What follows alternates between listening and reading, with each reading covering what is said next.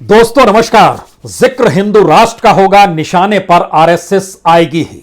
जिक्र हिंदुत्व शब्द का होगा, इस देश के भीतर में हिंदू मुस्लिम को लेकर खटास का होगा, निशाने पर आरएसएस आएगी ही। लेकिन क्या वाकई आरएसएस अपने भीतर हिंदुत्व के उस मॉडल को मौजूदा वक्त में जी रही है जिसका जिक्र एक वक्त हेडगेवार ने किया, एक वक्त गुरु गोलवलकर ने किया? मौजूदा वक्त में क्या आरएसएस वही है या आरएसएस बदल चुकी है? उसका मॉडल बदल चुका है। हिंदुत्व के जिस मॉडल को लेकर भारत की राजनीति संघ को कटघरे में खड़ा करती है और बीजेपी उसका लाभ उठा ले जाती है, अभी भी भारत में विपक्ष की राजनीति करने वाले तमाम दल समझ नहीं पाए कि दरअसल भारत की पूरी राजनीति अब पूंजी पर आकर टिक गई है।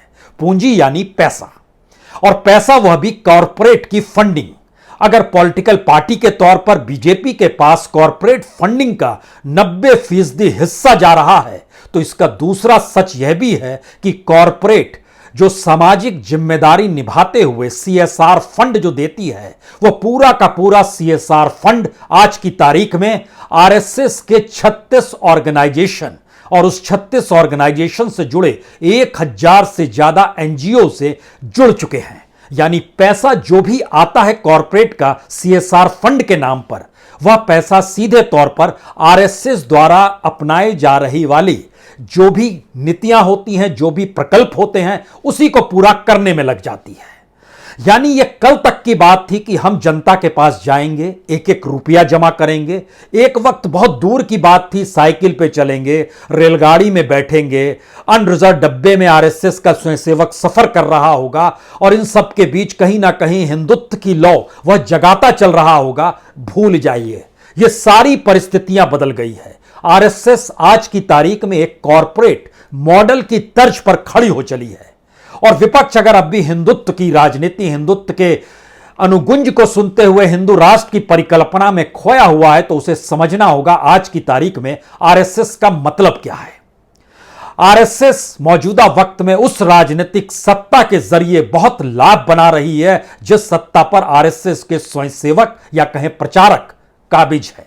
नरेंद्र मोदी की राजनीतिक सत्ता और उसके साए तले संघ का विस्तार और इन सब के बीच जो निकटता प्रधानमंत्री मोदी और सरसंघ चालक मोहन भागवत के बीच में है, ना तो मोहन भागवत इस देश के प्रधानमंत्री बन सकते हैं और ना ही आरएसएस के चीफ के तौर पर कभी नरेंद्र मोदी बन सकते हैं। दोनों के दो अलग रास्ते हैं, लेकिन एक सहमति है, भारत की राजनीति को हिंदुत्व मॉडल में कैसे उलझाए रखा जाए और इन सब के समानांतर बीजेपी का भी विस्तार हो और आरएसएस का भी विस्तार हो। और इन दोनों विस्तार के लिए जरूरत इस देश में उन तमाम परिस्थितियों की है जिसमें आप जो सोचते हैं उसे आप खड़ा कर सकें।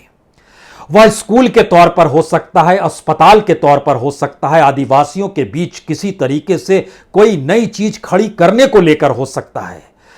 वह छोटे छोटे स्कूलों से लेकर बड़ी बड़ी इमारतों तक के जो ताना बाना बुना जाता है, वह पूंजी पर ही टिका होता है। पहले यह पूंजी एक एक रुपए जमा करने से होती थी, लेकिन आज की तारीख में ऐसा कुछ भी नहीं है। हमें लगता है आज बात की शुरुआत तो इसी बात से की जाए कि कॉरपोरेट का प्रेम कोई आज का नहीं है। मौका मिले तो आरएसएस के कॉन्स्टिट्यूशन को उठाकर देखिए। उस कॉन्स्टिट्यूशन के प्रियम्बल्स में जो चौथी लाइन है, उसमें बहुत साफ तौर पर लिखा गया है, to build up an organised and well disciplined corporate life, यानी एक संगठित और अच्छी तरह से अनुशासित कॉरपोरेट जीवन का निर्माण करने के लिए।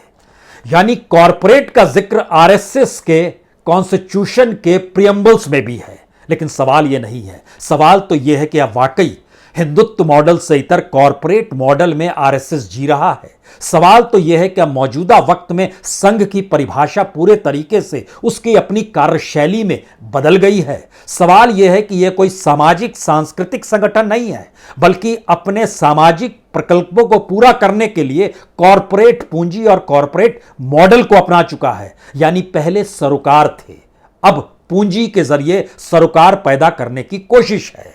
किसी भी इलाके में कोई भी जरूरत हो, उन जरूरतों के आश्रय अगर आरएसएस का संगठन वहां पर कुछ निर्माण करता है तो इसका लाभ लोगों को मिलेगा। संघ के वो करीब आएंगे, यानी शाखा लगाने के लिए पहले फिजिकली लोग पहुंचते थे, स्वयंसेवक शाखा लगाते थे और किसी विषय पर चर्चा करते थे। अब सवाल यह है कि वहां पर लोगों की जरूरतों के हिसाब से अगर चीजें सीएसआर फंड के पैसे से खड़ी कर दी जाए तो लोग खुद ब खुद आएंगे। अच्छा, यह काम आरएसएस ने किया है। मॉडल की तब्दीली समझिए, कार्यशैली में बदलाव समझिए, और जो एक एक रुपए के लिए स्वयंसेवक भटकता था, अब उसे भटकने की जरूरत नहीं है। प्रचारक प्रधानमंत्री है, अपने तौर पर अपना विस्तार करना है, तो टारगेट बहुत साफ है। नागपुर जैसी जगह पर भी, यानी नागपुर जिले में भी 1000 शाखाएं 100 बरस जब आरएसएस के पूरे होंगे तब तक खड़ी हो जानी चाहिए। इस देश के भीतर में 1 लाख से ज्यादा शाखाएं आरएसएस की लगनी चाहिए। मौजूदा वक्त में यह तकरीबन 62 से 65 हजार के बीच शाखाएं लगती हैं। यह 2025 तक का टारगेट है जिसका हम जिक्र कर रहे हैं। लेकिन उसके आगे का सवाल यह है, क्या वाकई एक वो दौर था जब नागपुर के ही रेशम बाग में, जहां पर आप देखेंगे कि रेशम बाग का जो स्मृति मंदिर है, हेडगेवार स्मृति मंदिर, जिसको हेडक्वार्टर के तौर पर जानते हैं, उसको खड़ा करने में भी 1-1 रुपया लगाया, आरएसएस के स्वयंसेवक जमा हुए। या फिर अगर आपके जहन में याद आए तो जो विवेकानंद शिला स्मारक है, उसको खड़ा करने में भी 1-1 रुपया जमा किया गया। लेकिन अयोध्या के राम मंदिर में निर्माण के लिए 1-1 रुपए के लिए दिखावटी भटकाव था, वह जोड़ने का भटकाव था, लेकिन पैसा तो लाखों रुपए में आ रहा था, लोग दे रहे थे। इससे पहले बड़े कॉरपोरेट ने कहा था हम निर्माण में आपके साथ खड़े होंगे, हम कोई बिड नहीं लगाएंगे। एल&टी ने अपने तौर पर कहा, जो स्टैच्यू ऑफ यूनिटी बनाई गई उसको भी एल&टी ने अपने तौर पर खड़ा किया। यानी एक तरह से कॉरपोरेट की पूंजी बीजेपी को भी पाल पोस रही है, और कॉरपोरेट की पूंजी जो सीएसआर फंड के जरिए आती है वह भी आरएसएस को पाल पोस कर उसको विस्तार दे रही है। यह एक नई परिस्थिति है। इससे पहले भी सीएसआर फंड था, लेकिन उसके जरिए बहुत सारे सामाजिक संगठन या जो पॉलिटिकल पार्टी सत्ता में रहती थी उसके अनुकूल विचारधारा के जो भी ऑर्गेनाइजेशन होते हैं उनके पास वो पैसा जाता था। इसके समानांतर में दुनिया भर से एनजीओज भारत में आते थे, भारत में काम करते थे। यहां ध्यान दीजिए तो इस दौर में जो पैसा बाहर से आ रहा था अब वो बंद हो चला है। वो क्रिश्चियनिटी का पैसा हो, मुस्लिम ऑर्गेनाइजेशंस का पैसा हो, वेस्टर्न वर्ल्ड का पैसा हो, उस पर मोदी गवर्नमेंट ने रोक लगाई। यानी भारत के भीतर में एनजीओ भी जो रहे वह आरएसएस से जुड़ा रहे। जो विपक्ष अपनी राजनीति से आरएसएस को निशाने पर लेना चाहता है उसे समझना होगा कि जिस मॉडल को भारत में आरएसएस के जरिए मौजूदा बीजेपी सत्ता जी रही है, उस मॉडल को काउंटर करने के लिए उनके पास क्या कोई विजन है, कोई विचारधारा है, या सिर्फ हिंदुत्व का मॉडल और हिंदुत्व का जिक्र होते ही समाज 2 हिस्सों में बढ़ जाता है और 80-20 की परिस्थिति में जीते हुए एक नई तरीके से बीजेपी हर बार राजनीतिक सत्ता को पा लेती है। यानी विपक्ष की वैचारिक और विजन वाली राजनीति जो है इस दौर में आपको आरएसएस और बीजेपी जिस रास्ते निकल पड़ी है उसमें कम हो चली है। अब यहां से अगला सवाल उठता है, क्या वाकई इतनी बड़ी पूंजी है? हमें लगा कि इसके लिए कुछ डाटा का इस्तेमाल जरूर सामने उभरना चाहिए और आना चाहिए। आपको जानकर हैरत होगी, सीएसआर फंड जो होता है, जो समझें इसको, जो कॉर्पोरेट सोशल रिस्पॉन्सिबिलिटी फंड होता है, मुनाफे का 2% दिया जाता है। इससे पहले यह नहीं था कि उसको आपको किसे फंड देना है। पार्लियामेंट्री कमेटी ने कल ही एक रिपोर्ट सौंपी, उसमें इस बात का जिक्र किया कि अब सीएसआर फंड का काम हर कॉन्स्टिट्यूंसी में होना चाहिए। हर कॉन्स्टिट्यूंसी से जिक्र फिर यह निकल कर आया कि उसको काम कराएगा कौन। यह काम दरअसल आरएसएस के जो 36 ऑर्गेनाइजेशन है जो अलग अलग प्रकल्पों को लेकर जी रहे हैं, उन्होंने अपने प्रकल्पों को बढ़ा दिया। आप कल्पना कर सकते हैं मौजूदा वक्त में आरएसएस जितने प्रकल्पों के साथ खड़ा है उतने प्रकल्प इससे पहले आरएसएस के अपने इतिहास में कभी नहीं अपनाए गए थे। अब पैसे का जिक्र नहीं करना है, बजट साथ में खड़ा है, तो फिर राजनीति का नया विस्तार है ये। यानी भारत के भीतर में जो भी निर्माण होगा वो सिर्फ अयोध्या में राम मंदिर का जिक्र मत समझिए, इसको इस रूप में भी समझिए जैसे नागपुर में एक माधव नेत्रालय है, नागपुर में ही एक कैंसर हॉस्पिटल बना। कैंसर हॉस्पिटल जो नागपुर में बना उसमें तकरीबन 500 करोड़ रुपया कॉरपोरेट का लगा है और उसको बाकायदा भैया जी जोशी के देखरेख में शुरुआत हुई। उसमें देवेंद्र फडणवीस की भी एंट्री हुई, वो मुख्यमंत्री थे, उनसे भी कहा गया आप इसमें सहयोग करेंगे और इसको चीज़ों को आगे बढ़ाएंगे। यानी जिनको कैंसर हॉस्पिटल की नागपुर में ज़रूरत है वहाँ पर जब आप जाएंगे तो भैया जी दत्ते के नाम पर वहाँ पर बहुत साफ आपको नज़र आ जाएगा कि हाँ ये आरएसएस से जुड़ा हुआ अस्पताल चल रहा है। लेकिन जनता को तो अस्पताल चाहिए, तो आरएसएस का नया मॉडल है ये। जो उस विचारधारा से हटकर है जिसमें भटकाव था, लगातार लोगों के बीच जाना था और हिंदू और मंदिर मंदिर का राग करना था। अब उससे हटकर है नया राग, जैसे आने वाले वक्त में आप उत्तर प्रदेश में देखेंगे, जो रिलीजियस टूरिज्म है वह जिले दर जिलों को जोड़ते हुए एक नए तरीके से आरएसएस वहां पर खड़ा करेगी। उसमें विश्व हिंदू परिषद का भी योगदान होगा। इसको इस रूप में भी समझिए कि कुल मिला के प्रॉफिट बेस्ड इकोनॉमी जो कॉरपोरेट की अपने फिलॉसफी है, आरएसएस का ये एक अंदरूनी कॉरपोरेट मॉडल आरएसएस के लोगों को रोजगार भी दे रहा है और जो प्रोफेशनल्स मार्केट में उपलब्ध थे उनको आरएसएस से जोड़ने की दिशा में दबाव भी बना रहा है, क्योंकि बाहर कोई काम है नहीं, बाहर रोजगार है नहीं, तो आप आरएसएस से जुड़ेंगे तो चाहे सड़क बनाना हो, चाहे इमारत खड़ी करनी हो, चाहे लाइब्रेरी बनानी हो, स्कूल बनाना हो, अस्पताल बनाना, कुछ भी बनाना हो, वो सारी चीजें अगर आरएसएस के संगठन के जरिए ही चल रही है, चाहे वो ट्राइबल्स के भीतर काम हो, चाहे दलितों के भीतर काम हो रहा हो, अगर ये सारी चीजें होंगी तो वह आरएसएस के मार्फत ही चलेगी। ये एक नया मॉडल है और धर्म के रास्ते, धर्म को इसलिए ढाल बनाया जाता है, ये टैक्स फ्री मामला है, इसमें टैक्स नहीं लगता, इससे आपको छूट मिल जाती है। हम जो जिक्र कर रहे थे, संघ परिवार फिलहाल 25,028 सेवा प्रकल्पों को अपनाए हुए है और ये 30 राज्य में फैला हुआ है। 11,498 जगहों पर इसका काम है। इसमें जो हेल्थ से जुड़ा हुआ प्रकल्प है वो लगभग 3,112 है। शिक्षा के क्षेत्र में 14,783 प्रकल्प हैं। सामाजिक क्षेत्र में 1,820 प्रकल्प हैं। आर्थिक क्षेत्रों से भी जुड़ा हुआ मसला है। ये शेयर मार्केट से भी जुड़ा हुआ प्रकल्प होता है, उसमें भी कैसे चीजें डेवलप होनी है। आने वाले वक्त में आपको मुंबई के शेयर बाजार में आरएसएस की धमक भी दिखाई देने लगेगी, जो अभी कई कॉरपोरेट के जरिए नजर आती है। 7,000 से ज्यादा लिस्टेड कंपनी है, तो इतने लोगों के जो सीएसआर फंड होंगे वो कहां जाएंगे? और इन सब के बीच केंद्र सरकार जो कानून बनाएगी वो कानून कैसे होंगे, किस रूप में काम करेंगे? इन दोनों को जरा अगर आप मिला के समझना चाहते हैं, इस डाटा से हटकर थोड़ा इस रूप में समझिए।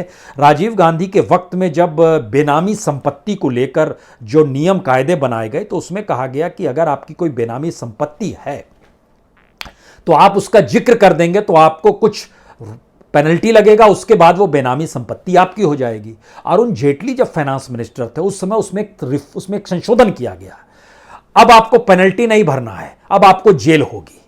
तो होता क्या है कि जो बेनामी संपत्ति जो पूंजी वाले लोग खड़ा करते हैं, उसमें अपने ड्राइवर के नाम पर कर दिया या किसी भी मातहत कर दिया, जब पता चलता है तो वो कहता है मेरे नाम किया गया, मेरा तो है नहीं, एड्रेस तक नहीं मिलता। ये बात अभी हाल में ईडी की पूछताछ में महाराष्ट्र के भीतर कई जगहों पर उभर कर आई, जिसके दायरे में शिवसेना भी आ गई। अब है कि वो जो बेनामी संपत्ति उसको ईडी जब्त कर लेता है, क्योंकि अगर आप बताएंगे तो बेनामी संपत्ति को बनाना अपराध हो गया। तो यह एक नए तरीके की जो जब्त की जा रही चीजें हैं उसको नए रूप में कैसे डेवलप करेंगे और सीएसआर फंड के जरिए आरएसएस क्या योगदान दे सकती है, दोनों को मिला दीजिए। अब जरा समझने की कोशिश कीजिए कि भारत के भीतर में जो बेसिक इंफ्रास्ट्रक्चर का प्रोसेस खड़ा हो रहा है, उसमें अगर आरएसएस की विचारधारा का छौंक है और पॉलिटिकल तौर पर वह विचारधारा हिंदू राष्ट्र और हिंदुत्व के आश्रय विपक्ष सिर्फ देखता रहता है, तो बहुत फायदा है, बीजेपी को बहुत फायदा है, आरएसएस को बहुत फायदा है। जबकि उनके भीतर तो यह सवाल है नहीं कि हिंदुत्व मॉडल पर चर्चा करें या हिंदू राष्ट्र पर चर्चा करें, क्योंकि हम जिन बातों का आपसे जिक्र कर रहे हैं, सोचिए ग्रामीण क्षेत्रों में जो आरएसएस के प्रकल्प हैं जिस पे काम सीएसआर का फंड लगा है, वो लगभग 16,000 है। जो वनवासी क्षेत्र यानी ट्राइबल्स के इलाके हैं, वहां पर 4,266 अलग अलग योजनाएं हैं जो आरएसएस के मार्फत है। जो बाकी जगहों पर है वो तकरीबन 1,249 प्रकल्प है। इसमें जब आप अलग अलग 36 संगठन जिसका हमने जिक्र किया, यह इसलिए बड़ा महत्वपूर्ण है क्योंकि आरएसएस ने अपने तौर पर लगभग 11,000 जो अलग अलग योजनाएं उसको अलग अलग जगहों पर खड़ी करनी है उस दिशा में। इसमें हर आरएसएस के हर संगठन और उससे जुड़े एनजीओ ही काम करेंगे।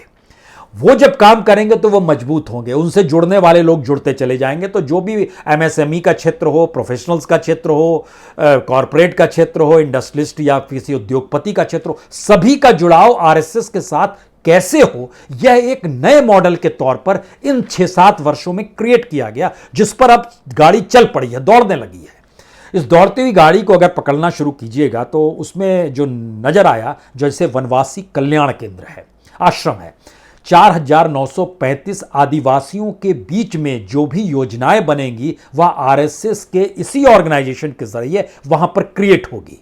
आज भारत बंद का ऐलान किया गया, तमाम ट्रेड यूनियन सड़क पे है, आंदोलन कर रही है, निजीकरण का विरोध कर रही है, जो सरकार की संपत्ति बेची जा रही है उसका विरोध हो रहा है, बैंकों को बेचा जाएगा उसका विरोध हो रहा है। लेकिन भारतीय मजदूर संघ, जो कि ट्रेड यूनियन के तौर पर स्थापित है और मजदूरों की लड़ाई लड़ता था, वो इसमें शामिल नहीं है। वह उसके जो प्रकल्प की स्थिति है लगभग 3800 उसकी अपनी योजनाएं हैं, कैसे कैसे उसको खड़ा करना है।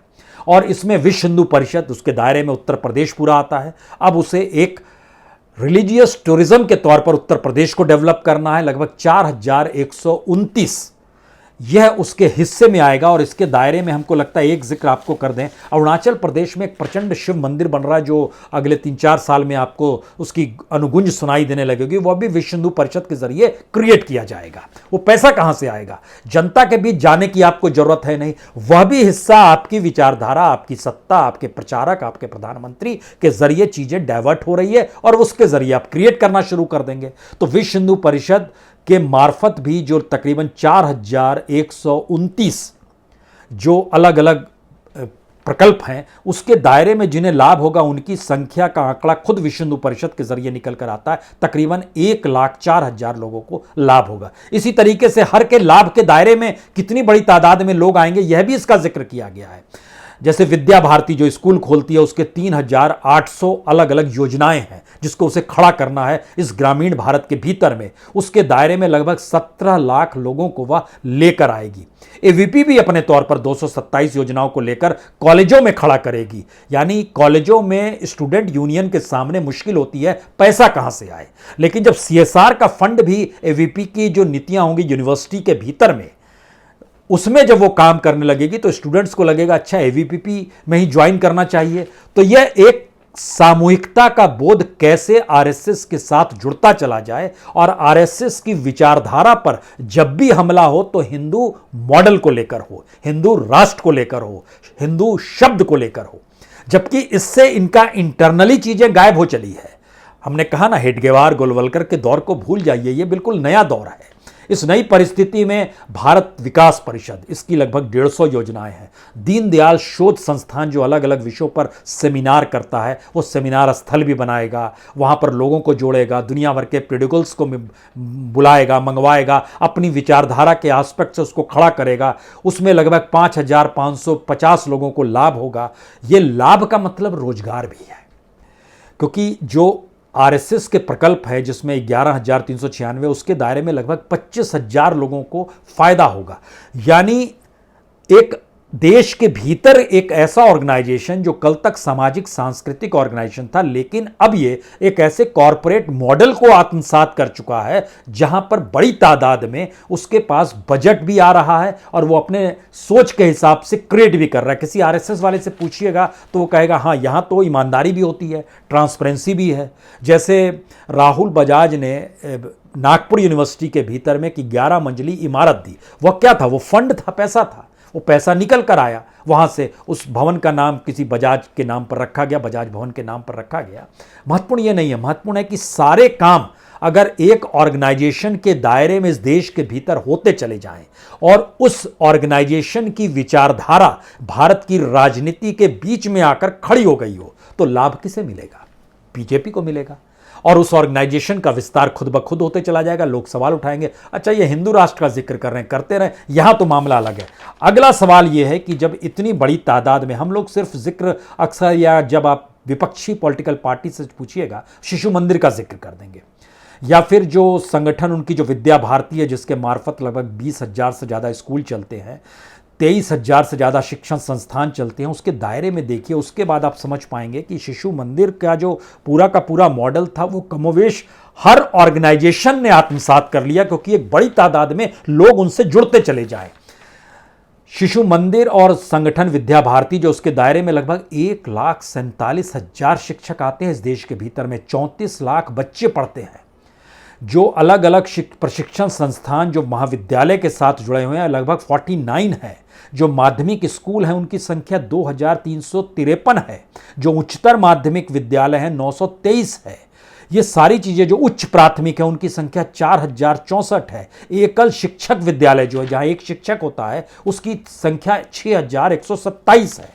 ये सारी चीजें, एक बड़ा सवाल यह है कि सारी चीजों को क्रिएट करने के लिए कल तक पूंजी चाहिए थी, पूंजी नहीं थी। अब सीएसआर की पूंजी, और ये पूंजी है कितनी?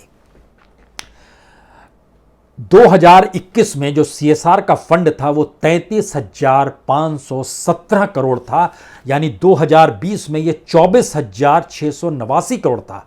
8,828 करोड़ इसमें एक बरस में वृद्धि हो गई। 2019 में यह लगभग सीएसआर का फंड 20,150 करोड़ था। और सही मायने में कहें तो 2018 के बाद ही इस मॉडल को अपनाया गया कि सीएसआर का जो फंड आता है वो आरएसएस द्वारा तय किए गए उनके अलग अलग ऑर्गेनाइजेशन के प्रकल्पों के साथ जुड़ता चला जाए और वह प्रकल्प वह संगठन पूरा करें, पैसा आते चला जाएगा। और यही सामाजिक जिम्मेदारी है, यानी विचारधारा का लेप, राजनीति का लेप, और इस परिस्थिति में अपने विस्तार का लेप किस रूप में अपनाया जा सकता है, इसको बहुत खुले तौर पर 2021 में जैसे सबसे ज्यादा टाटा ग्रुप ने पैसा दिया था 999 करोड़ रुपया, उसके बाद रिलायंस का था 922 करोड़ रुपया, इन्फोसिस ने दिया था 362 करोड़ रुपया। यहां एक चीज और समझिए कि इन्फोसिस ने बेंगलोर में अपनी यूनिवर्सिटी खड़ी की उस पीरियड में जब यह आरएसएस के पास सीएसआर फंड नहीं जाता था। अब जाता है तो अब जो आरएसएस सोचेगी वो चीजें क्रिएट होंगी। वहां पर उन्होंने अपने एक यूनिवर्सिटी भी खड़ी कर दी, अच्छी बात है, एक अच्छी यूनिवर्सिटी खड़ी की, लेकिन अब अपने तरीके से कोई कॉरपोरेट अपने विजन के हिसाब से आधुनिक भारत को देखते हुए या दुनिया को देखते हुए कुछ सामाजिक जिम्मेदारी निभाते हुए अपने पैसे को अगर शिफ्ट करता है तो अब उसकी इजाजत नहीं है, उसको बतलाना पड़ता है कि ये पैसा जो आपने दिया है वो पैसा किस माध्यम से आरएसएस के किस प्रकल्प में चला गया। और वहां से जब क्लीन चिट मिलती है तो चीजें आगे बढ़ती है। उस दायरे में जैसे विप्रो ने 245 करोड़ रुपए, एचसीएल ने 195 करोड़ रुपया, हिंद जिंक ने 214 करोड़ रुपए, गेल ने 147 करोड़ रुपए दिए, एलएनटी ने 144 करोड़ रुपए दिए। यानी जो सबसे बड़ा सवाल, दो तीन सवाल जो इसके बाद निकल कर आता है जब हम इन चीजों का अध्ययन करते हैं, तो एक तो यह है कि पहली बार सरकार ने अपने जो उसकी जो प्रति संगठन है आरएसएस, उसके जरिए इस देश में उस पूंजी को लगवा दिया और यह मानकर अपना लिया गया कि काम पैसा ही तो लगाना और देश का निर्माण ही तो करना है, वो निर्माण यही करे। इसीलिए जो एनजीओ का पैसा आता था और इस देश के भीतर में जितने एनजीओ जो फॉरेन फंडिंग से चलते थे वो जो लगातार शोर मचा रहे थे कि उनका काम तो बंद हो गया, सरकार चाहती है बंद हो जाए। यह एक हिस्सा है जिसमें आप किसी तरीके से अपने ऑर्गेनाइजेशन को ही इस कंट्री के भीतर में खड़ा कर दें। यानी हिंदू राष्ट्र की परिकल्पना या हिंदुत्व की परिकल्पना को लेकर जो लकीरें खींची जाती है समाज के भीतर में, ये एक नए मॉडल के तौर पर उभरा है जिसे विपक्ष समझ पाया है या नहीं समझ पाया है, और वो किस तरीके से इस मॉडल को समझेगा। तो पार्लियामेंट के भीतर या विधानसभा के भीतर कैसे सवाल उठेंगे, आरएसएस को लेकर जो नए सवाल होंगे वो क्या वाकई इकोनॉमिक मामलों को लेकर उठेंगे, या फिर क्या वाकई किसी देश के भीतर में किसी ऑर्गेनाइजेशन को इतना पैसा सीधे ट्रांसफर किया जा सकता है और उसके विचार और उसकी सोच के हिसाब से बनने वाली चीजों को डेवलप किया जा सकता है और उसी के हिसाब से लोग उससे जुड़ते चले जाएंगे। रोजगार उन्हीं को मिलेगा, उन परिवारों को ही मिलेगा, उन परिवार से जुड़े लोगों को ही मिलेगा जो आरएसएस के साथ जुड़ा हुआ है। ये एक समानांतर रेखा भारत के भीतर में चल चुकी है जिसको लेकर कोई सवाल किस रूप में करेगा। इसको इस रूप में भी समझे कि भारत में सबसे ज्यादा आरएसएस के भीतर किसी के पास संपत्ति है तो भारतीय मजदूर संघ है। शहर शहर उसकी इमारतें हैं। जितनी हाउसिंग सोसाइटी या मोहल्ले दर मोहल्ले, जब आप घूमेंगे ना, महाराष्ट्र में ही घूमेंगे तो आपको मोहल्ले दर मोहल्ले एक हाउसिंग सोसाइटी मिलती चली जाएगी जो बीएमएस के अधीन रहती है। वहां पर कम्युनिटी सेंटर रहता है। यह पूंजी क्या है? यह पूंजी इस बात का घोतक है कि उसका कितना विस्तार हो गया और क्राइसिस के दिनों में भी जब उसके पास कुछ नहीं होगा तब वह अपने तौर पर चीजों को खड़ा करेगी। जो टारगेट है, जरा टारगेट को समझने की कोशिश कर लीजिए। आखिर में हम लोग जो लड़ाई लड़ते हैं या हम लोग जो समझ पाते हैं पॉलिटिकल तौर पर जो चीज़ें उभर कर आती है, हम लोग से मतलब इस देश के तमाम विपक्षी राजनीतिक दलों और इस देश की पॉलिटिक्स को लेकर और पार्लियामेंट के भीतर आरएसएस को लेकर जो चर्चा होती है उसके मद्देनजर है ये। उसमें अभी तक ये था कि अच्छा नागपुर हेडक्वार्टर है, अच्छा दिल्ली में भी झंडेवालान में भी हेडक्वार्टर है, अच्छा कहीं और जगह ऑफिस है।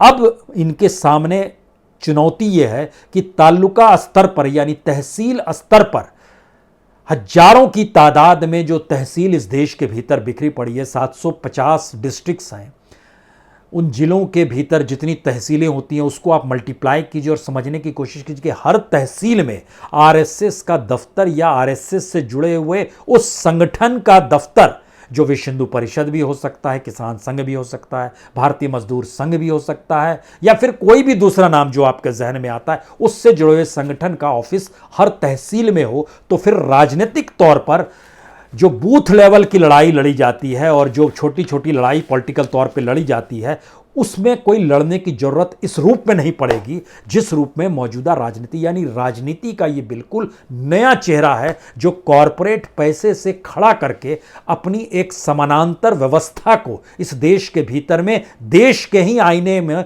उतारने की कोशिश के साथ खड़ा हो रहा है। तो क्या विपक्ष या आरएसएस को लेकर हिंदू शब्द के साथ संघर्ष करने वाली राजनीति इन परिस्थितियों को समझ पाएगी, या हम मानकर चलें कि corporate funding, political funding BJP को बहुत आगे ले जा चुकी है और सीएसआर फंडिंग आरएसएस को इस देश के भीतर में एक ऐसे सामाजिक सांस्कृतिक संगठन के तौर पर खड़ा कर रही है जिससे जुड़ी हुई हर संस्था का एक अपना साम्राज्य होगा, और वो साम्राज्य इस देश में खुले तौर पर आने वाले वक्त में कहेंगे भारत यही है।